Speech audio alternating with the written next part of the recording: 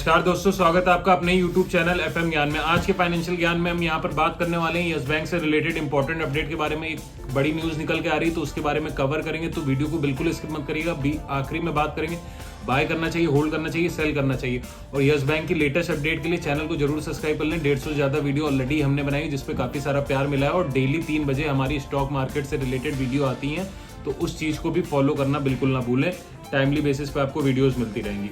तो चलिए यहाँ पर देखते हैं क्या अपडेट निकल के आ रहा है। Yes Bank board to consider fund raising via डेप्ट, यानी कि यस बैंक बोर्ड जो है वो कंसीडर कर रहा है फंड रेज करने के लिए और वाया डेप्ट के फॉर्म में होगा। Yes Bank board of directors on Tuesday approved borrowings raising fund by issue of डेप्ट securities, the company said in its filing to exchange. यानी कि जो फाइल करा गया है एक्सचेंज पे, BSE और NSE पे, उस पर यह बताया गया यस बैंक की तरफ से कि ट्यूसडे को की बोरोइंग करी जाएगी फंड को और डेप्ट सिक्योरिटीज के रेज में फॉर्म होगा। The lender plans to raise fund in Indian foreign currency through the issue of डेप्ट सिक्योरिटीज। डेप्ट सिक्योरिटीज के ऑप्शन में रहेगा, तो option could be non convertible debentures, NCDs, bonds or medium term note MTN, among others, the company filing said. In a meeting held on Tuesday, the board also considered and approved a draft notice of the annual general meeting to be held on August 23, 2024. यानी कि यहाँ पर AGM meeting के लिए भी अभी से ही announcement कर दी गई है। 23 अगस्त 2024 में देखने को मिलेगा।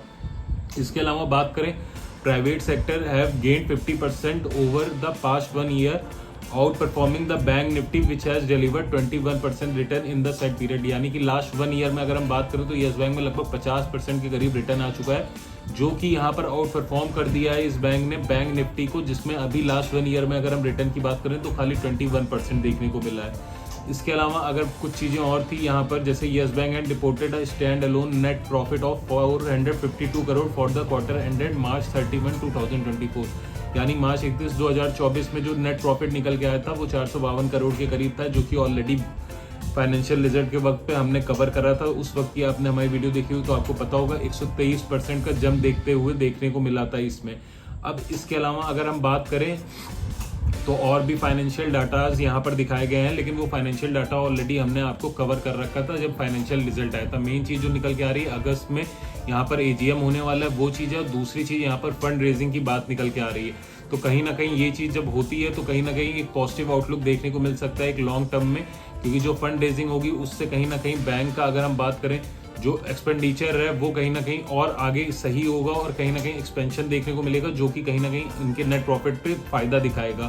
तो उम्मीद है यहाँ पर आपको ये सोच के चलना चाहिए एक लॉन्ग टर्म इन्वेस्टमेंट के लिए, शॉर्ट टर्म इन्वेस्टमेंट के लिए नहीं। लेकिन करंटली अभी जिस प्राइस पे उस पर बाइंग की रिकमेंडेशन नहीं देंगे, एटलीस्ट 20 के नीचे आए तभी यहाँ पर फ्रेश बाइंग करिएगा। बाकी जिनके पास है वो होल्ड करके रखें, अगले 2 से 3 क्वार्टर के लिए वापस 30 रुपए तक के लेवल तक आराम से जाएगा। इसके अलावा अगर आपकी कोई क्वेरी है तो कमेंट करके जरूर बताइए। Thank you.